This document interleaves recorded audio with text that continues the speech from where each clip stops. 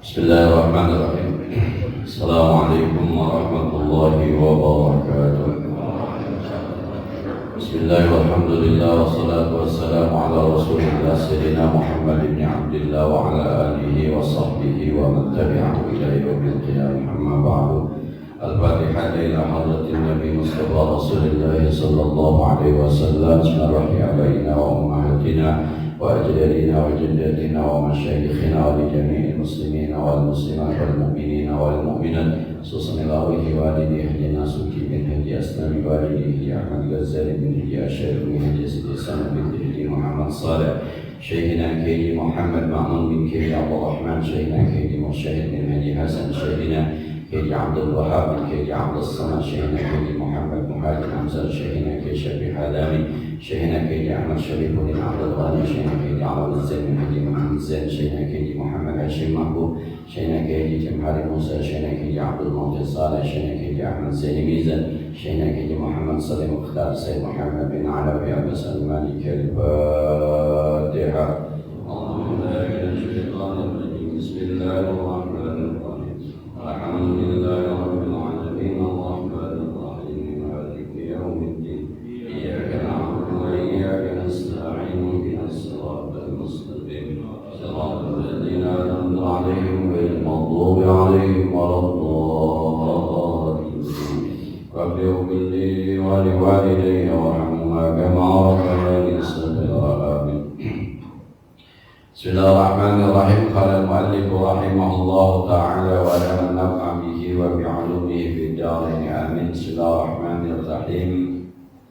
Faqad sara ilmuhu aidalika rajul thalith sababan li jur'atin bidamil jimi wa sukwanir ra'i ibadillahi ala ityani ma'asihi min ghairi tawquf.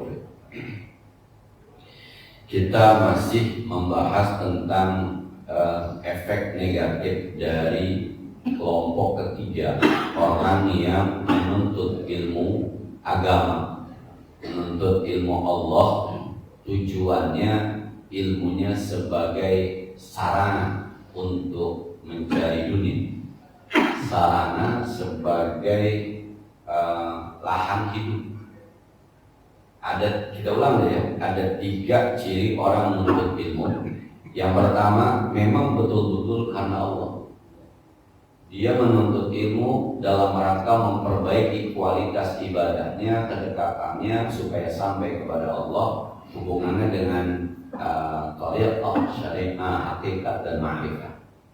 Yang kedua, ada orang yang tidak sengaja ilmunya akhirnya juga sebagai memenuhi kebutuhan hidupnya. Dia tidak sengaja awalnya, tapi di tengah jalan kemudian yang kayak gini pun. Yang ketiga ini asli memang ketika nuntut ilmu itu nyari ilmu tujuannya semata-mata dunia. Nah, yang ketiga ini kemarin yang dikhawatirkan Rasulullah SAW dibanding Dajjal, ada yang saya khawatirkan, lebih saya khawatir dibanding Dajjal. Apa itu? Ulama-ulama yang kita anggap buruk akhlak. Salah satunya adalah ketika lisannya menyatakan kebenaran, tapi tingkah lakunya, keadaan hidupnya berbanding terbalik dengan apa yang dia ucapkan, maka ini akan menyebabkan nanti umat lebih gampang tertular, lebih gampang mengambil hukum lewat keadaannya dan lewat perbuatannya dibanding lidahnya. Jadi kalau lidahnya bilang kita jangan terikat dengan dunia, kita harus zuhud, kita harus, tapi justru keadaan hidupnya berbanding terbalik dengan omongannya. Justru kerjaannya itu berbanding terbalik dengan omongannya. Nah, akhirnya nanti orang awam akan berbuat mencontek apa yang dilakukan oleh ulama ini. Bukan mendengarkan kata-katanya, tapi ini yang disebut dengan lisanul hal. Jadi ketika dakwah dengan keadaan jauh lebih berpengaruh dengan lisanul maqal, dengan dakwah menggunakan ucapan. Maka kata Imam Ghazali, faqad sharat ilmuhu, maka menjadi ilmu orang yang jenis ketiga ini sababan, menjadi sebab lijur'ati ibadillahi ala idyanil ma'asih, bagi terperangkapnya atau gampangnya hamba-hamba Allah itu untuk berbuat maksiat kepada.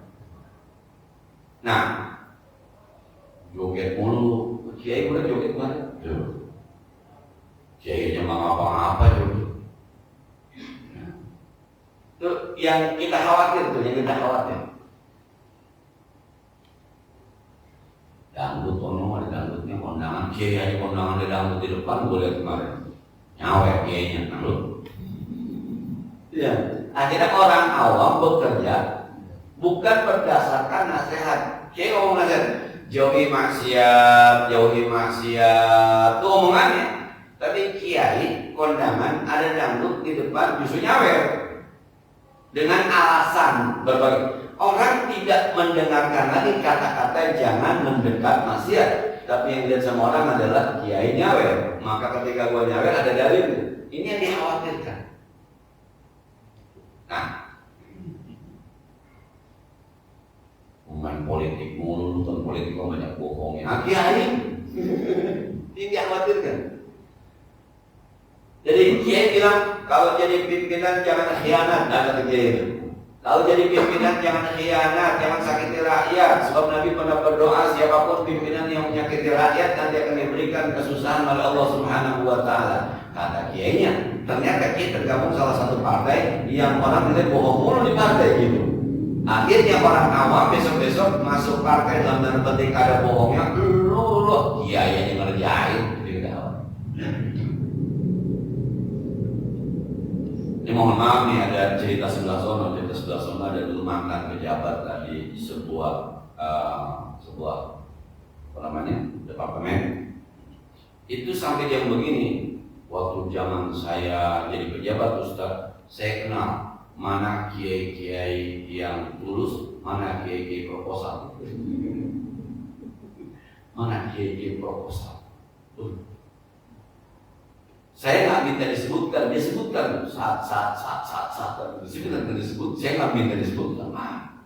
Sampai ketika saya sebut sebuah nama, dia mah kiri kampungnya doang Ustaz, ini itu kita khawatir. Akhirnya nanti wibawa ilmunya, dan orang nanti akan melakukan sesuatu bukan berdasarkan omongan, tapi berdasarkan contoh dari. Maka Rasul kan laqad kana lakum fi Rasulillahi uswatun hasanah. Memang yang dicontek itu adalah gerakannya, perbuatannya, keadaannya.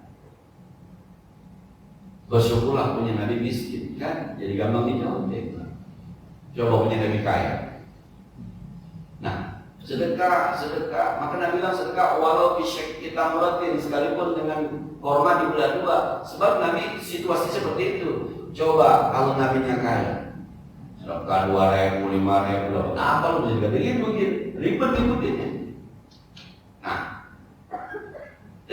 jadi kata Imam Ghazali, yang dikhawatirkan dari ulama-ulama ketika omongannya berbeda dengan tingkah lakunya, berbeda dengan perbuatannya, dan ilmunya semata-mata ansih 100% untuk lahan mencari rezeki, nanti dikhawatirkan akan mudah menjerumuskan hamba-hamba Allah yang awam kepada maksiat dengan dalil perilaku kiainya, perilaku ulama. Lagi-lagi nih ya, kita bicara dalam rangka menuju antara tariqat, kemudian hakikat dan makrifat. Selama begitu cara menuntut ilmu kita, maka masih jauh kita pindah dari tariqah menjadi hakikat dan makrifat. Ini ada sedikit bicara tentang tentang kalimat atau sara ila akhirih muntasiqan bi qali fatakhir in fatakhadha ilmu dari'atan ila akhirih walau ada bi hadhihi jumlati aqiba summa 'allalaha bi qawli illa yastajribu ila akhirih summa dzakara ma'tufaha la kana dzalika athar wallahu a'lam. Kemudian kata Imam Ghazali, wasarat nafsul jahilatu al-amaratu bisu mudillatan ma'adari ay rajulil daris katadadulil mar'ati ma'az zawjiha.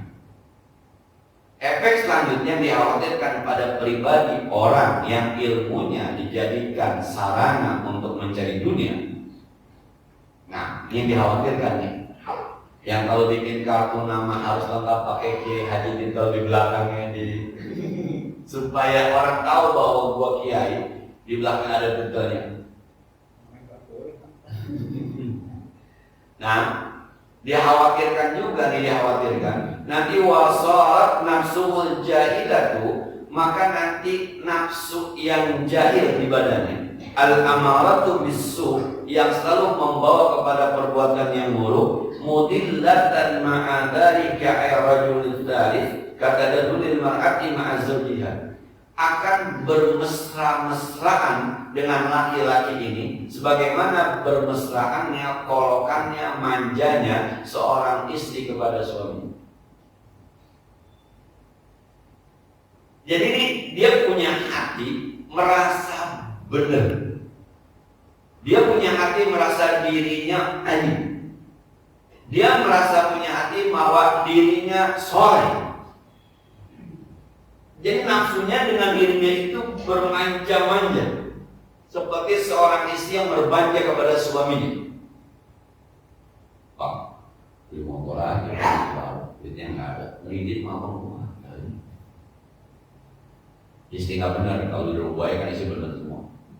Nah, sekali ada perempuan saya harus luruskan itu istri-istri yang nggak benar. Nah, ini ada contoh saja. Seorang suami yang sangat mencintai istrinya itu kata manja dari istrinya, kata kolokan dari istrinya itu dianggap sebagai sebuah kebenaran. Nah, jadi kalau saya bilang jangan kayak orang ngomong, Pak, kita begini aja, itu bisa saya bilang iya, padahal nggak benar. Nanti nggak benar. Jadi nafsunya akan selalu merayu dirinya. Ada yang meninggal, nanya siapa yang ini, dan situ yang mandinya paling bagus, paling rapi, situ yang ngazaninnya, situ yang talqininnya, situ yang taklilinnya.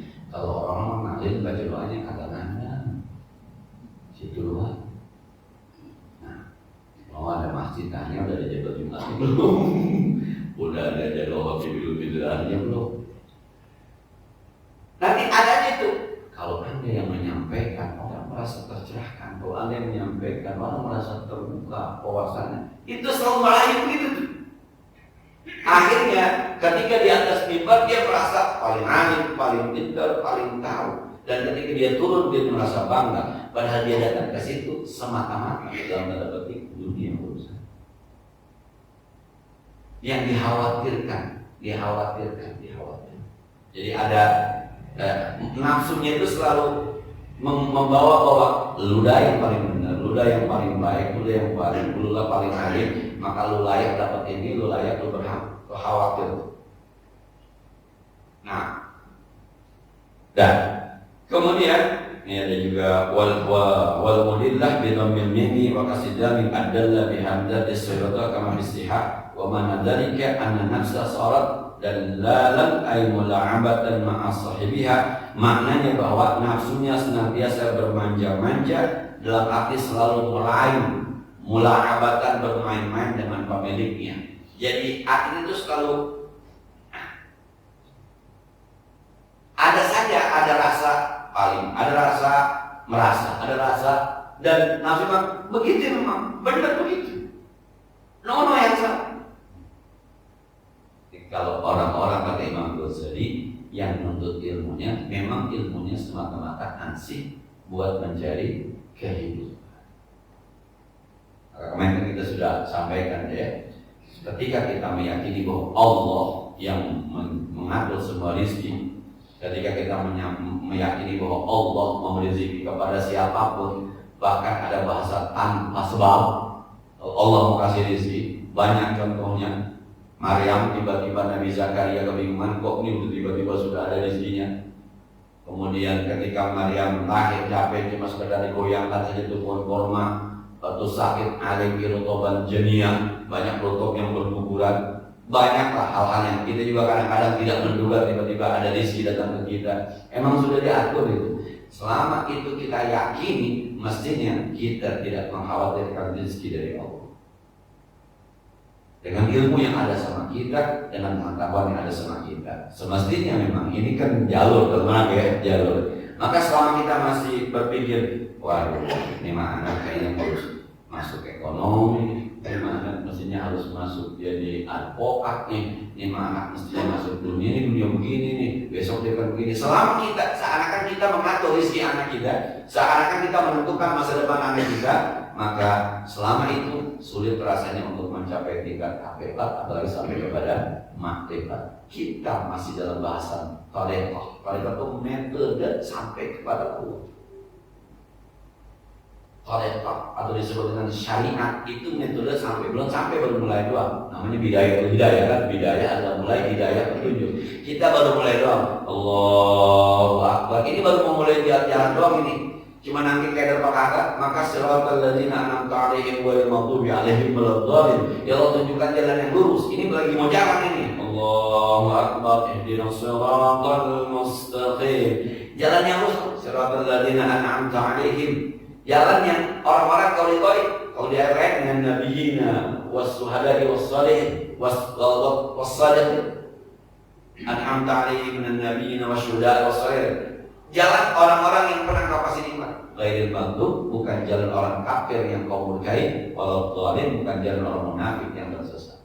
Ini baru mulai itu namanya syariat, itu namanya tariqah.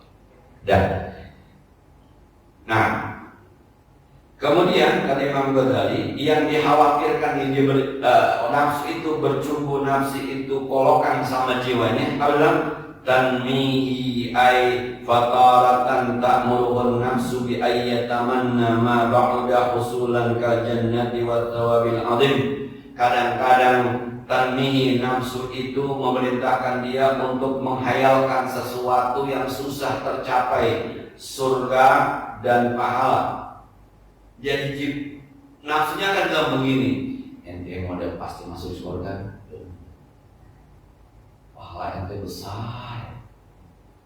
Nah, ente tuh kalau lagi ceramah itu orang semuanya terkesima. Tuh kalau orang mengamalkan apa yang ente sampaikan, ente amal jariahnya luar biasa.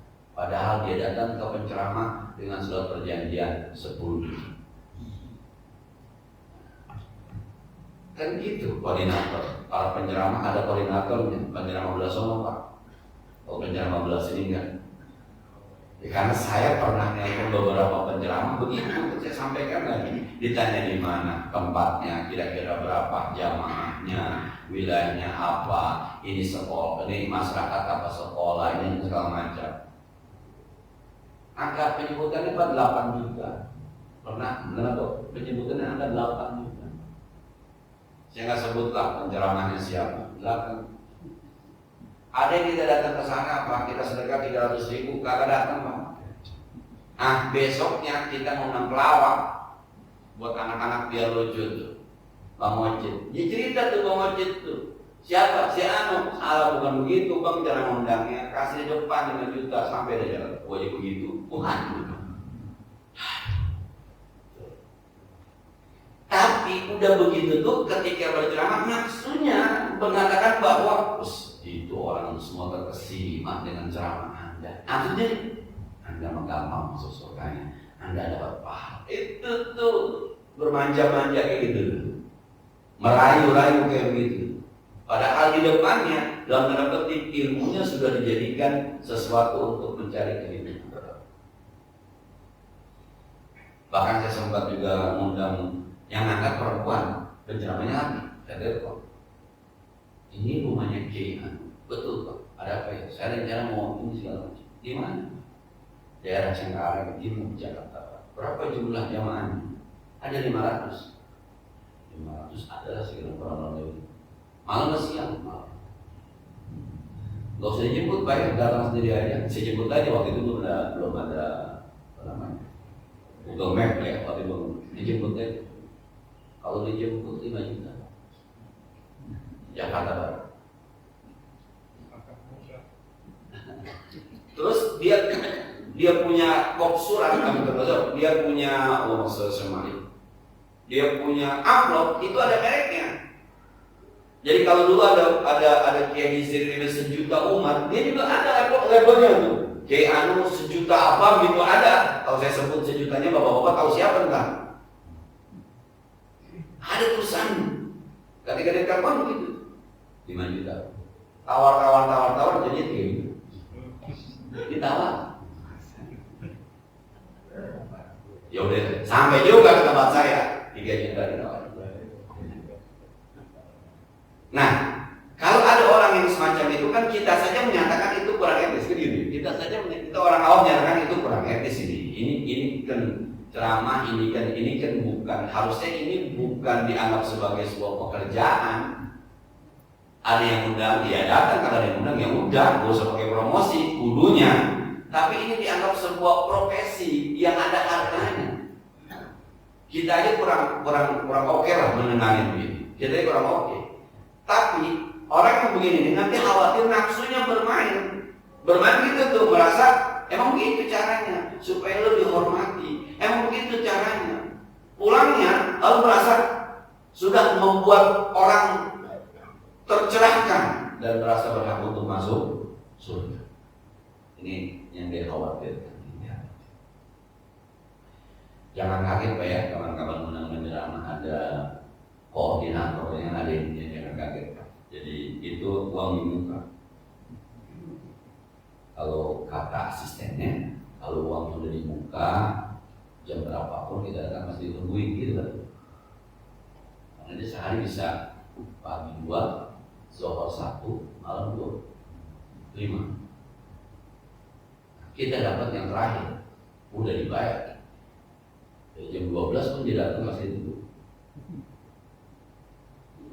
Sebab pernah datang dia datang malam kedua, karena pengalaman pada datang kedua. Ya saya bilang kalau boleh pulang aja capek-capek amat kalau kata kita. Nah, sekali lagi mohon maaf ya, ini kita sampaikan karena ternyata memang ada juga gitu. Saya mengalami ada juga. Nah, kalau justru Bang Taufik itu pelawak ketika saya undang, saya pernah nelpon penceramah yang kita kenal teman kita.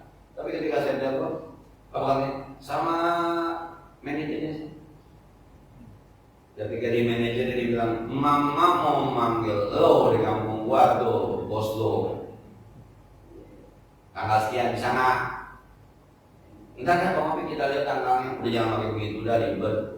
Gue juga tahu maksudnya. Mama punya 5 juta di sana. Begitu. Ini cerita pelawak ya. 7 juta Bang Opik, nggak ada, mama punya 7 juta. Itu amat memang gitu.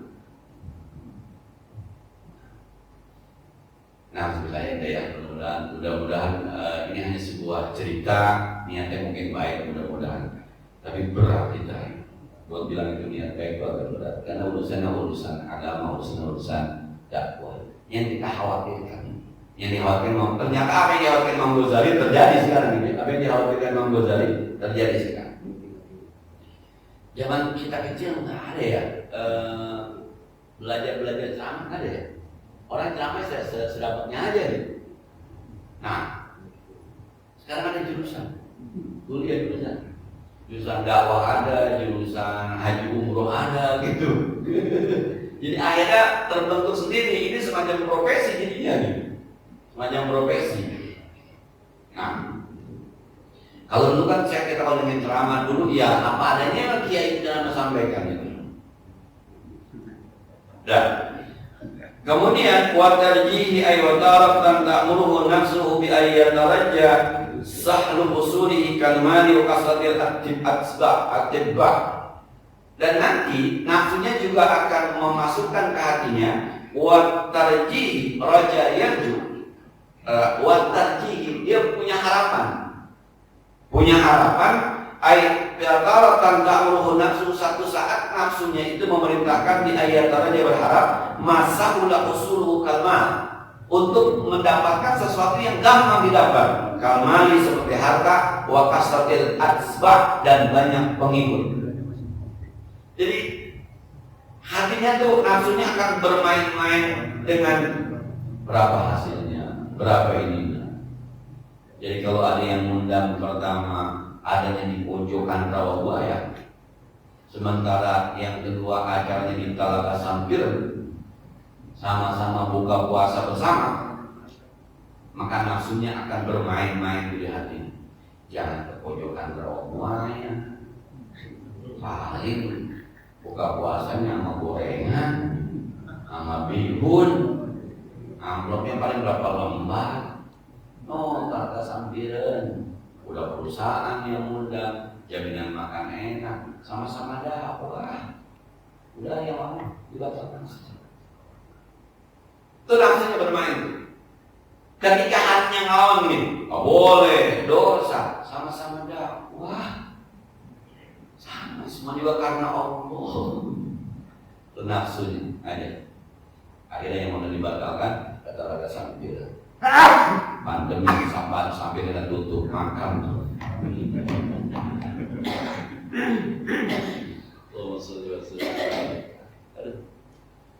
Ya Allah ya Rahman ya Rahim.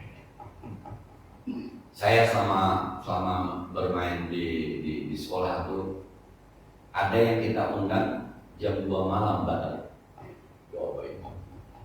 Ini bicara artis, dia artis juga, tapi dia juga penceramah, tapi penceramah yang artis gitu.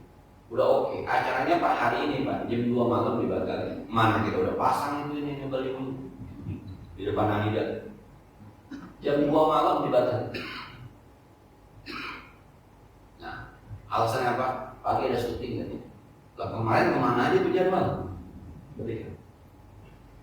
Ya salahnya satu Pak, salahnya tidak ada transfer di awal, salahnya gitu. Jadi ketika kita menganggap orang sama kita, rupanya udah beda-beda. Jadi sering yang begini-begini sering ketemu. Mohon maaf, saya tidak mengatakan itu salah, itu kagak benar. Tapi kalau yang kita pelajari, kitab Imam Ghazali mengkhawatirkan kalau sebuah ilmu, apakah itu namanya hafal Quran, apakah itu namanya ahli hadis, apakah ahli ceramah, apakah ahli fikih, apakah ahli tasawuf, kalau tujuannya sudah mencari rizki dengan ilmunya sebagai profesi yang menghasilkan, dikhawatirkan nanti jiwanya akan semacam ini. Kata Imam Al-Ghazali. Wa tad'uhu wa taratan tatlubu nafsuhu ila an yamunna an yu'addida 'ala Allah bi'ilmihi wa takhayyal an yu'addida bi'ilmihi 'ala Allah bi'ilmihi bi ayyaqula ya rabbi 'alimtu kadza wa kadza. Dan dia khawatir juga nafsunya suatu saat nanti akan mengajak dirinya ayyamunna an yu'addida 'ala Allah bi'ilmihi. Nafsunya akan bisikin bahwa Anda punya posisi dengan ilmu Anda di sisi Allah. Seakan-akan di ayat dia kata ya Rabbi alimtu kada wa kada, ya Allah saya paham ilmu ini, saya paham ilmu ini. Dia mengakui bahwa dia alim di bidang ini, dia mengakui bahwa dia alim di bidang ini. Itu nafsunya akan menganggap lu mah luar biasa, jarang kiai kayak lu yang bisa baca kitab gundul. Orang-orang kita gondrong aja bisa salah. Itu gundul. Kalau teman saya bilang si anak kiai jangan kata kita kuning, kita lecek bisa baca. Itu kan pengakuan orang. Ini ada orang yang merasa mengakui. Jadi siapa aja asal ngomong salah, siapa aja kan salah, sama dia doang yang benar. Maka ada orang yang kalau saya baca salah satu kitab tasawuf itu di surah Al-Hajj, saya lupa tuh kata-kata Abdullah ala harfin. Nah, ada orang-orang yang menyembah Allah ala harfin. Harfin itu kalau di sana tuh menyimpang. Kalau dia enggak, harf itu huruf. Ada orang yang menyembah Allah berdasarkan huruf. Idza asabahu mana tuh kalau dia mendapatkan kebaikan hatinya tenang. Huruf Pak. Sekarang nih kita tes Pak. Allahu Akbar. Itu kalimat takbir. Bapak paham bagaimana akbar itu? Tapi di pikir kita Pak, bukan itu yang dibahas. Hati-hati ya, jangan sampai kalau takbir Allahu Akbar, Allahu Akbar, Allahu Akbar, Allahu Akbar, hurufnya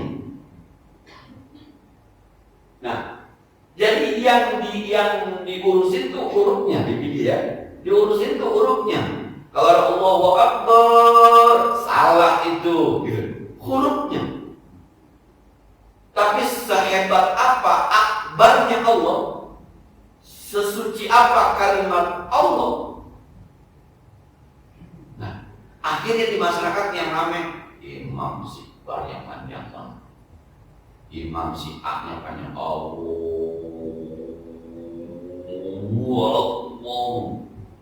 Itunya yang dituntut. Sama dia tuh salah. Sama dia tuh salah. Semuanya salah. Sampai ada seorang ulama bilang, ini karpet nih, ini kadang-kadang di sini ini suka ada kayak cicak yang basah. Ini bukan najis. Kata kebangetan. Nah, ada murid yang bilang, jangan Ustaz yang bahas, jangan buat apa dibahas. Yang namanya fikih apa berdasarkan keyakinan. Ada nggak tai ciciknya? Kagak ada, ya suci. Ada tai cicik basah atau kering ya kering. Mungkin tadinya basah, itu mungkin Pak, kagak yakin singkirin aja. Itu kalau bahasa ulama madzhab Imam Syafi'i namanya istishab, al-yakin la yuzal bisyak, yang yakin tidak bisa dihilangkan dengan keraguan-keraguan. Nah, anak kecil main lari-larian di karpet begini nih. Kata marbotnya, ntar aja kaki lu nginjek kayak ayam masuk masjid, orang supaya kagak sah semuanya. Ada nggak kayak ayam di karpet? Kalau kagak ada, harus dianggap suci Pak. Karena awalnya nggak ada. Baru kekhawatiran doang. Bahwa anak kecil main mari emang harus diomelin, harus dikasih tahu. Tapi kekhawatiran itu tuh, tapi kadang-kadang kekhawatiran jadi pembenaran. Yang dia khawatirkan. Jadi alim itu kagak awal. Ya Allah, saya paham ini dia lah. Ya Allah, saya paham dia. Semalam ada orang curhat terulak tentang rumah kami. Dia bilang, Ustaz, saya sudah mengucapkan kata kalah kepada saya kubur kali-kali. Tapi saya sudah nanya Kiai Anu. Kata Kiai Anu begini. Tapi ujungnya Kiai Anu sudah ketemu Ustaz. Saya bilang, ikutin aja Kiai Anu seperti itu. Daripada nanti kita berdebat, daripada kita mudah. Saya lebih amannya ke KUA. Di KUA ada BP4, Badan Penyuluh. Sampaikan aja ke bagaimana. Dalam hati saya, kalau dulu dengan ke Ki Anu mau gua ajarin nih. Dan karena, nah pendapat Ki Anu menurut saya kurang pas gitu. Jadi saya enggak ikuti saja Ki Anu, tapi lebih aman ke KUA tanya BP4. Bab kalau nanti saya berbeda bisa terjadi perbedaan pendapat nih. Nah, soal orang yang sering mengatakan cerai kepada istri. Dan kemudian yang terakhir, wa takhayyara ilayhi nafsuhu ay wa taratan tawaqqa'an nafsu fi wahmihi wa khalqihi anna khairun min katsirin ibadillahi bisabi kasrati ilmihi.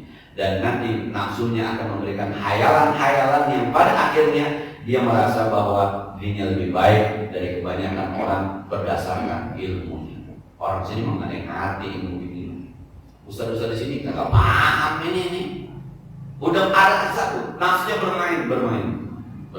Kalau lagi misalnya diangkat jadi khatib Jumat, diangkat jadi imam, memimpin doa segala macam. Kemudian ada doanya salah koma. Lihat bang koma doang salah nih bang. Salah koma tetap salah bang. Tapi biasanya tetap dua jadiin aja bang. Nah, di tempat saya di ada baca doa terakhir. Wajar fil ardi anjambe.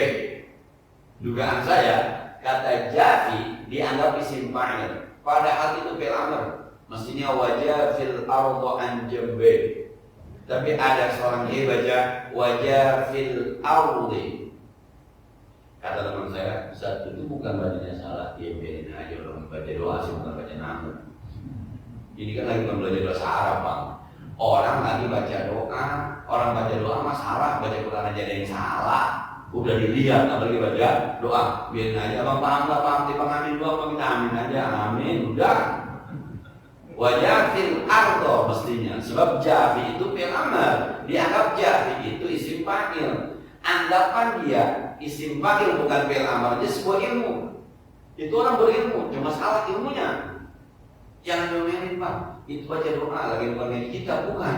Kecuali kita yang ngaji kitab nih, kata guru baca salah bacanya ardo bukan ardi, itu isim fa'il amr, jadi maf'ul bih bukan jadi mudhof ilaih.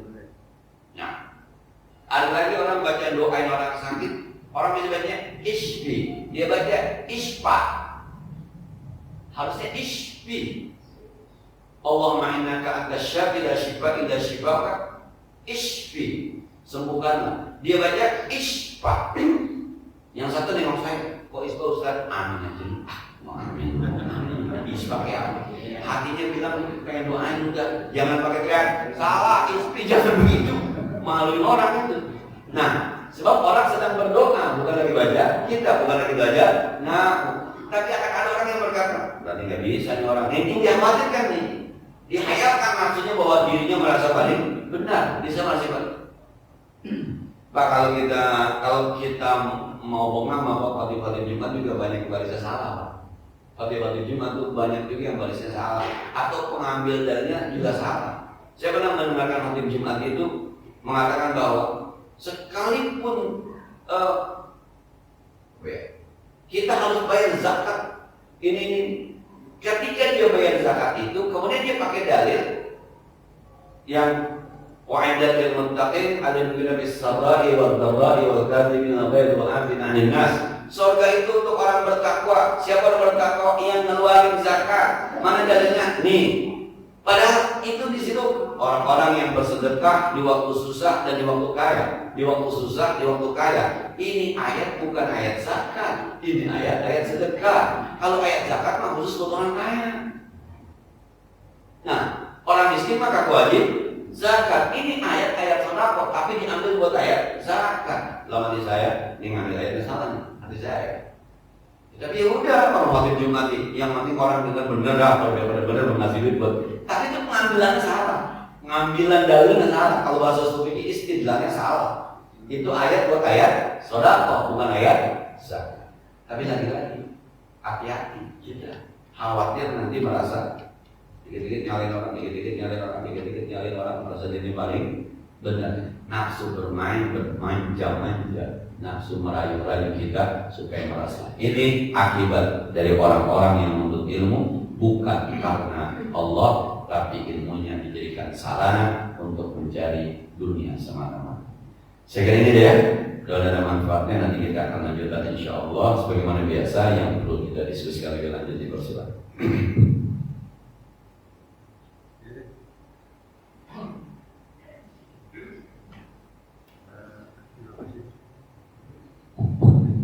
Terima kasih Ustaz. Aktivitas kita keseharian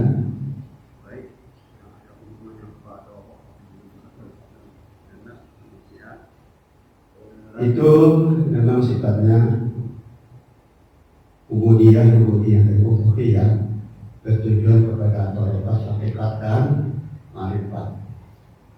Yang ingin saya tanyakan,